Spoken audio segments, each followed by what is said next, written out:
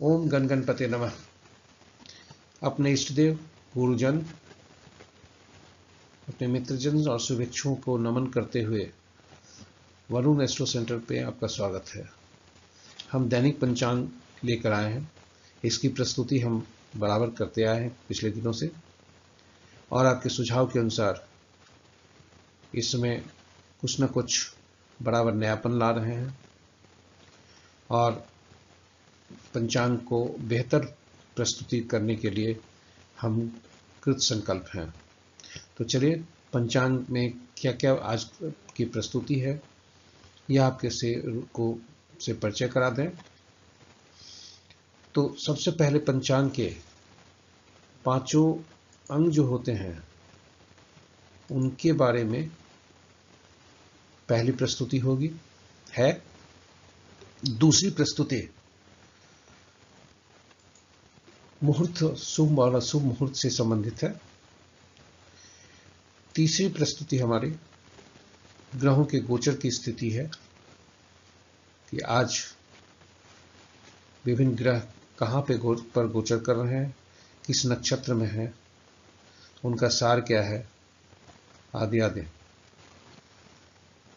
अगली प्रस्तुति हमारी जो चौथी प्रस्तुति है, ये जन्म नक्षत्र के अनुसार कैसे दिन होने के संकेत मिल रहे हैं। यह किसी भी व्यक्ति के चंद्रमा जिस नक्षत्र में होते हैं जन्म कुंडली में, उनके नक्षत्र के अनुसार और उनके नक्षत्र स्वामी के अनुसार यह दिन देखा जाता है।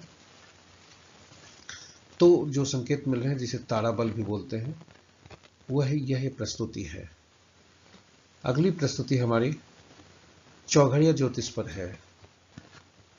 जो पिछले 4 अंग प्रस्तुति को से संबंध रखते हैं या जो इनकी जानकारी है कि आज का दिन कैसा होगा, हमारे लिए कैसा दिन है, उनके लिए भी सूक्ष्म चौघड़िया किसी समय को करने के लिए कौन सा चौघड़िया उपयुक्त होगा, कौन सा काल उपयुक्त होगा, कौन सा अवधि उपयुक्त होगी, ये सारी चीज चौघड़िया ज्योतिष के अंतर्गत है।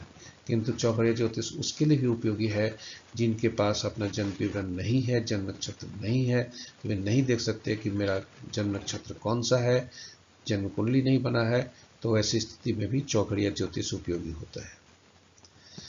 तो अगली प्रस्तुति जो नई प्रस्तुति है वह भी लेकर के आपके सुझाव के अनुसार आए हैं कि अंक शास्त्र क्या संकेत कर रहे हैं आज के दिन के बारे में।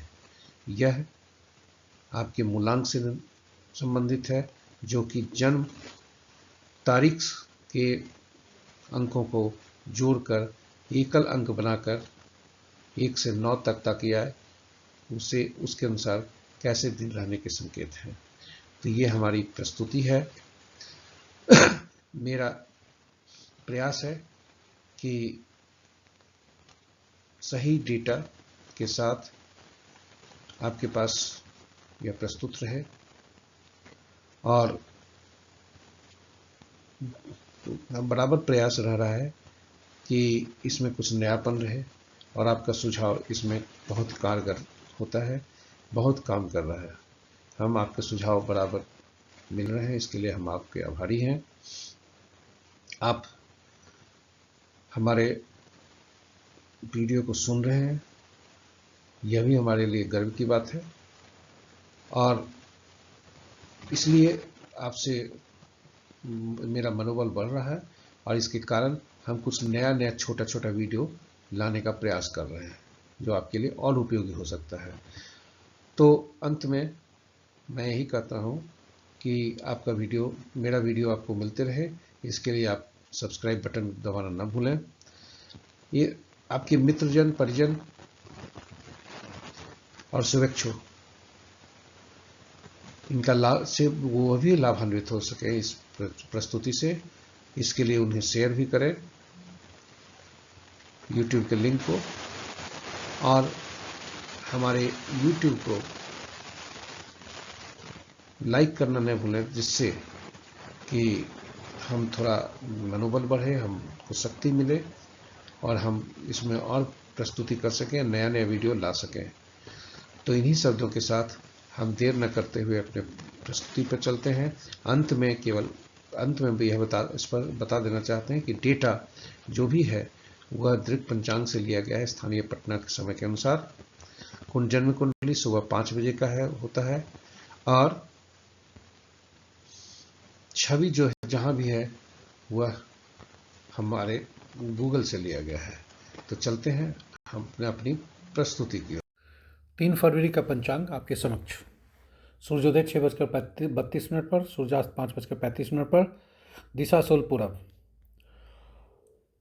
पंचांग के 5 अंक, दिन सोमवार, तिथि प्रातः 6:52 तक पंचमी, उसके बाद खष्टी, और रात्रि में सप्तमी भी है। नक्षत्र देर रात्रि 11:16 तक रेवती, उसके बाद अश्विनी। योग कल भोर 4:37 तक साध्य, उसके बाद शुभ। करण प्रातः 6:52 तक बालव, उसके बाद कौलव। ये रहा पंचांग के 5 अंक। मुहूर्त देखते हैं। अभिजीत मुहूर्त दिन के 11:41 से 12:26 तक। अमृतकाल रात्रि 9:02 से 10:32 तक। रवि योग प्रातः 6:32 से 11:16 तक। विजय मुहूर्त अपराह्न 1:54 से 2:38 तक। गोधूली 5:32 से 5:58 तक। निशिता देर रात्रि 11:37 से 0:29। राहु काल प्रातः 7:56 से 9:18। गुलिक काल 1:56 से 2:49।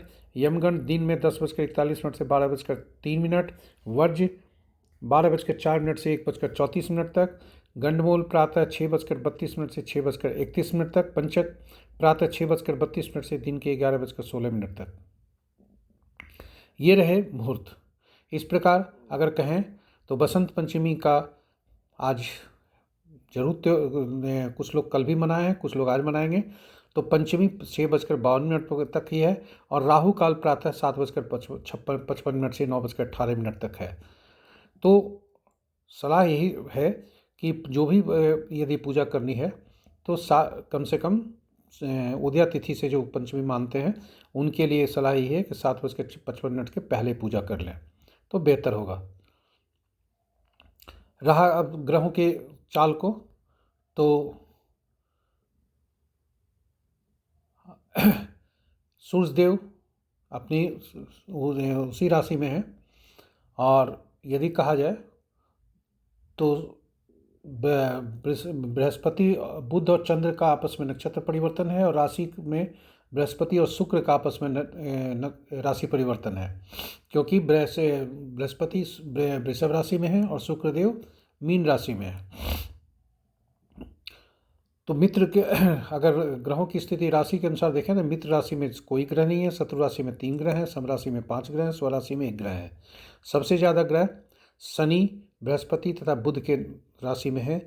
शनि के और बृहस्पति के राशि में 3 ग्रह और बुध की राशि में 2 ग्रह हैं। आगे अब चलते हैं नक्षत्र के अनुसार ग्रहों की स्थिति क्या है। तो मित्र नक्षत्र में 6 ग्रह हैं, शत्रु नक्षत्र में 2 ग्रह हैं, सम नक्षत्र में 1 ग्रह है, स्व नक्षत्र में कोई ग्रह नहीं है। शुक्र, राहु, केतु, मंगल ये सभी स्वतंत्र ग्रह हैं क्योंकि इनके नक्षत्र में कोई ग्रह नहीं है। इस प्रकार यदि देखा जाए तो चंद्रदेव के नक्षत्र में सबसे ज़्यादा 3 ग्रह हैं, उसके बाद शनिदेव और बृहस्पति के देव के नक्षत्र में 2 ग्रह हैं। तो ये रहे आज के पंचांग के 5 अंक, मुहूर्त तथा ग्रहों की स्थिति। यदि ग्रहों की अंश के अनुसार शक्ति को देखें तो शुक्रदेव कमजोर स्थिति में अभी भी हैं और सूर्यदेव अब तत्पर हैं कि वे राशि परिवर्तन करेंगे, इसलिए उनके डिग्री लगभग 20 डिग्री से पास कर रही है और श्रवण नक्षत्र में भी हैं, अंतिम नक्षत्र में, श्रवण का नक्षत्र में, चंद्रमा के नक्षत्र में है।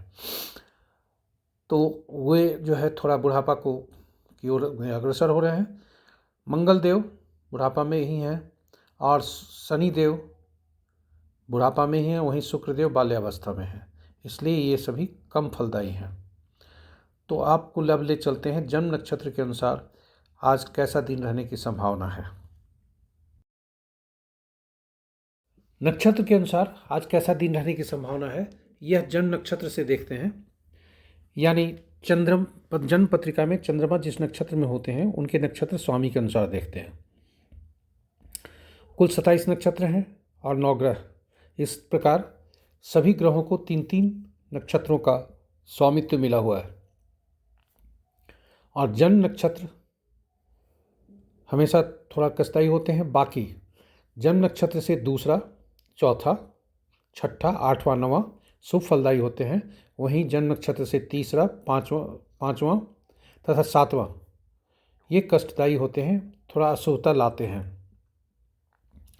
इसी क्रम में हम नौवां ग्रह के बाद भी 10वां ग्रह को पहला ग्रह मानकर, 10वां नक्षत्र को पहला नक्षत्र मानकर, और उसी तरह से 19वां नक्षत्र को भी पहला नक्षत्र मानकर आगे बढ़ते हैं और नक्षत्र के फल को देखते हैं।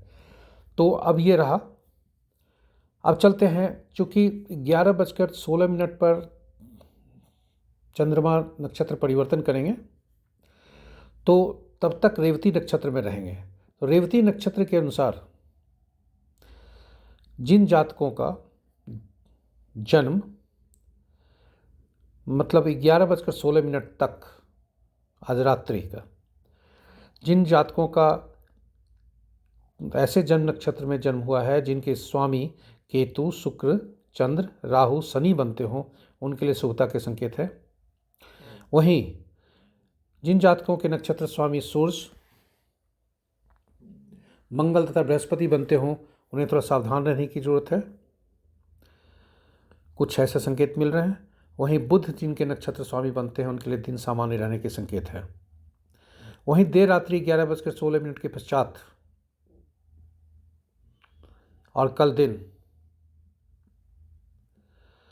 ऐसे जातकों का जन्म जिनका जन्म नक्षत्र शुक्र, सूर्य, मंगल, बृहस्पति या बुध होते हैं, उनके लिए दिन शुभता के संकेत हैं। वहीं चंद्र, राहु, शनि के नक्षत्र में जन्मे व्यक्ति को थोड़ा सावधान रहने की जरूरत है और केतु के नक्षत्र में जन्मे व्यक्ति के लिए दिन सामान्य रहने की संभावना है। तो हम ले चलते हैं, यहाँ एक भूल सुधार है, क्योंकि सामान्य में हमने सारांश जहाँ लिखा है वहाँ बुध है, परंतु वो केतु है। अब हम आपको ले चलते हैं हमारे अगली प्रस्तुति, चौघड़िया ज्योतिष।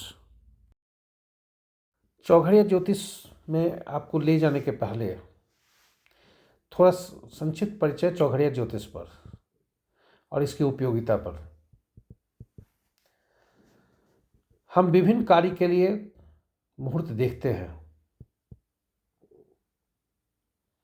उदाहरण स्वरूप सरकारी कार्य हो सकता है, यात्रा का उद्देश्य हो सकता है, शिक्षा हो सकता है, विद्या ग्रहण हो सकता है, कोई शुभ कार्य के लिए, धनोपार्जन आदि के लिए, विवाह आदि,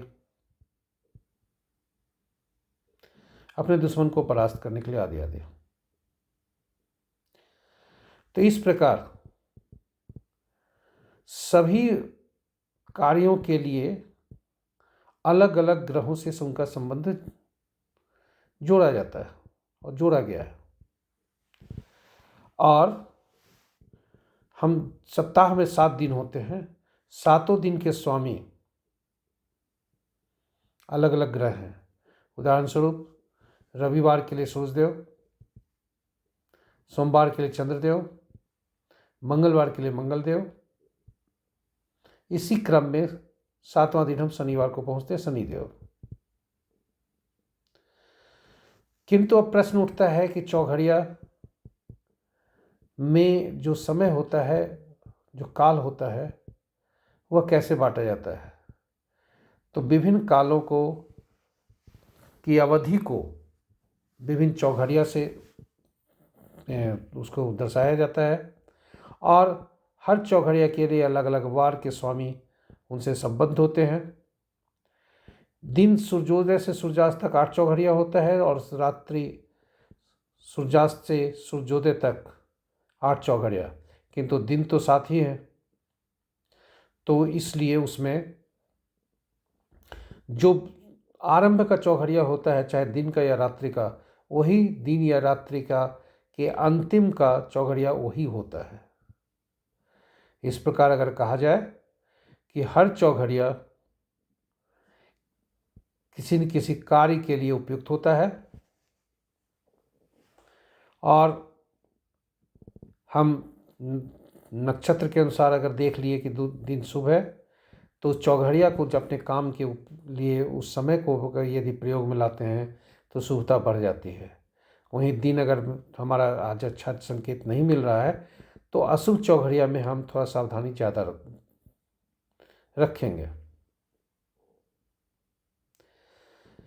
तो ये रहा चौघड़िया ज्योतिष का संक्षिप्त परिचय।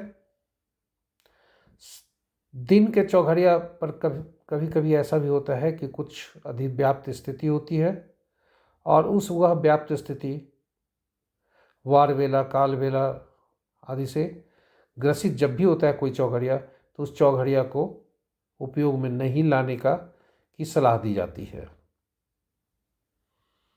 रात्रि का काल रात्रि जो बेला होता है उस चौघड़िया को भी उपयोग में नहीं लाना चाहिए।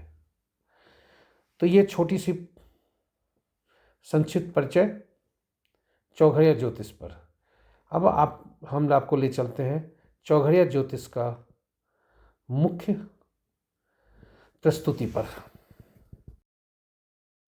हमने पिछले वीडियो में जन्म नक्षत्र के बाद चौघड़िया ज्योतिष पर एक संक्षिप्त प्रकाश डाला है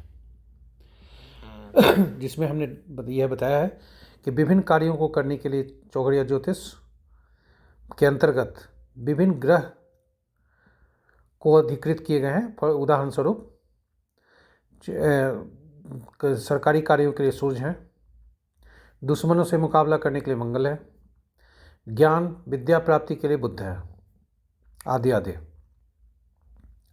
और यह सभी वार के अनुसार होते हैं। तो और यह चौघड़िया ज्योतिष किसी भी शुभ काम को करने के लिए पूजा पाठ आदि के लिए उपयुक्त माना जाता है, बशर्ते कि वह राहु काल वार वेला या किसी अन्य